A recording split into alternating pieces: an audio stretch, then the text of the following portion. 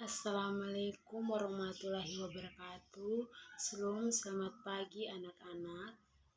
Sebelum kita mulai pelajaran kita hari ini, perkenalkan nama Ibu Sufiana Lurukoe, NIM 1922511027. Program Studi Pendidikan Sosiologi Fakultas Keguruan dan Ilmu Pendidikan. Sebelum kita masuk pada pelajaran kita hari ini, sebelumnya kita berdoa dulu, berdoa menurut keyakinan kita masing-masing. Berdoa mulai.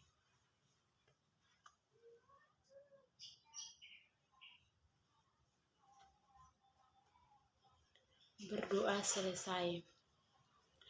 Baik, langsung saja. Ibu mau absen dulu ya. Sesudah absen, langsung saja kita masuk pada pelajaran kita hari ini. Baik, langsung saja kita masuk pada materi kita hari ini, yaitu individu, kelompok, dan hubungan sosial. Individu dalam hubungan dengan individu lain. Seperti yang kita ketahui bahwa manusia adalah makhluk yang senantiasa hidup dalam suatu kelompok. Apabila tidak hidup berkelompok, manusia tidak akan mampu memenuhi kebutuhannya sendiri. Manusia dianugerahi naluri untuk selalu hidup dan berhubungan dengan orang lain. Naluri ini disebut gregariose. Atas dasar ini pula, manusia disebut sebagai makhluk sosial. Melalui pengaruh naluri inilah, manusia mengembangkan kemampuan untuk hidup bersama dan melahirkan apa yang dinamakan kebudayaan. Oleh sebab itu, manusia dikenal juga sebagai makhluk yang berbudaya karena berfungsi membentuk kebudayaan. Yang bagian A, status sosial. Richard menggunakan istilah status sosial untuk merujuk pada salah satu dari banyak posisi sosial dalam kelompok yang lebih besar atau masyarakat. Dari yang terendah sampai tertinggi, seseorang dapat memiliki beragam status dalam waktu yang bersamaan. Ia dapat memiliki status sebagai seorang presiden, ayah bagi anak-anaknya, pemain bola, ketua OSIS, dan lain-lain. Bagian B, peran sosial. Tahukah Anda apa yang dimaksud dengan peran sosial? Setiap kita akan menjelaskan peran sosial sepanjang hidup kita. 2. Hubungan antar individu dan dalam bentuk kelompok. Seperti yang kita sudah bahas sebelumnya bahwa manusia tidak dapat hidup sendiri, oleh sebab itu manusia hidup berkelompok. Yang ketiga, hubungan antar individu dengan kelompok. Pada sub-sub sebelumnya, kita sudah membahas bahwa kelompok sosial berfungsi untuk menegaskan status dan peran setiap individu dalam kelompok. Selain fungsi tersebut, kelompok sosial ternyata menjadi penghubung individu dengan anggota kelompok lebih luas. Sebagai anggota dari kelompok sosial, kita membuat jejaring dengan banyak lingkungan sosial. Yang keempat, hubungan antar individu dengan kelompok lain. Kelompok interaksi sosial bisa juga terjadi pada antara individu dengan kelompok lain. Bentuk interaksi ini akan berbeda-beda sesuai kondisi yang dihadapinya. Yang kelima, hubungan antar kelompok. Interaksi sosial antar kelompok dengan kelompok terjadi pada kelompok sebagai satu kesatuan, bukan sebagai pribadi-pribadi anggota kelompok yang bersangkutan. Contohnya, pertandingan sepak bola antar dua tim. Yang berikut interaksi sosial. Tindakan sosial. Tindakan ialah perilaku manusia yang mempunyai makna subjektif bagi pelakunya, namun tidak semua tindakan manusia dapat dianggap sebagai sebuah tindakan sosial.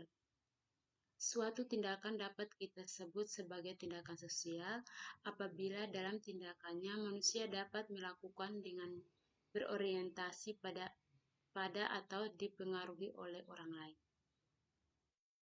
Yang kedua, pengertian interaksi sosial. Menurut Soejono Soekanto, interaksi sosial merupakan hubungan-hubungan sosial yang dinamis yang menyangkut hubungan antar orang per orang, antar kelompok-kelompok manusia, maupun antar orang per orang dengan kelompok manusia.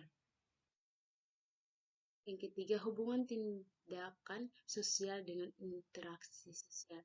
Sebagai makhluk sosial, manusia senantiasa membutuhkan orang lain.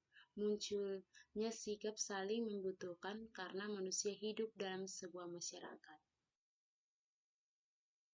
Yang berikut ciri-ciri faktor pendorong dan syarat interaksi sosial. Yang pertama, ciri-ciri interaksi sosial.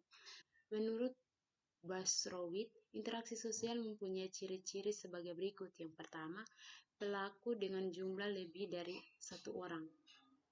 Yang kedua, komunikasi antar pelaku dengan manusia, simbol. Yang ketiga, dimensi waktu, masa lampau, masa kini, dan masa yang akan datang. Yang berikut ada tujuan tertentu terlepas dari sama atau tidaknya tujuan tersebut dengan yang diperkirakan oleh pengamat. Yang kedua, faktor-faktor pendorong interaksi sosial. Yang pertama, imitasi. Imitasi adalah suatu proses belajar dengan cara meniru atau mengikuti perilaku orang lain. Yang berikut, sugesti. Sugesti merupakan suatu pendapat, pandangan, dan sikap yang diberikan kepada orang lain dan diterima oleh pihak lain sehingga mengikuti pandangan atau pengaruh tersebut tanpa berpikir panjang. D. Bentuk interaksi sosial. Yang pertama, proses sosial yang asosiatif. Proses sosial asosiatif adalah proses sosial yang positif atau menghasilkan keteraturan dan dinamika sosial. Proses sosial ini mendorong terbentuknya peran sosial manusia, lembaga sosial. Proses sosial asosiatif meliputi kerjasama, akomodasi, asimilasi, dan akulturasi sosial. Yang berikut, perlunya lembaga sosial untuk terciptanya tatanan dan tertib sosial. Setiap masyarakat akan hidup terteram apabila mereka mampu menciptakan interaksi-interaksi sosial di antara anggotanya secara teratur dan harmonis.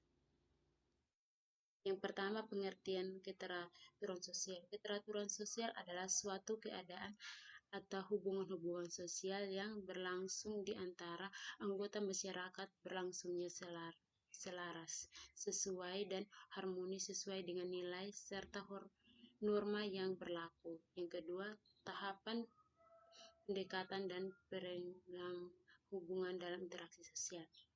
Interaksi sosial tidak semuanya akan menciptakan keteraturan sosial.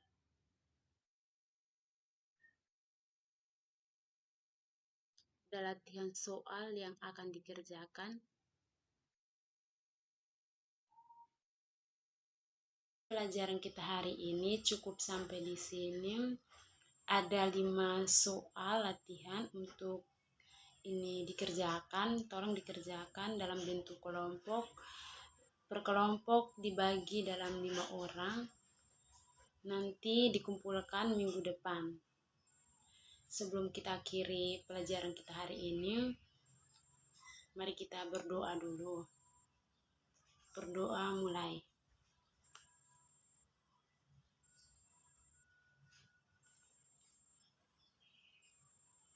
Berdoa selesai. Selamat pagi untuk kita semua. Sampai ketemu minggu depan.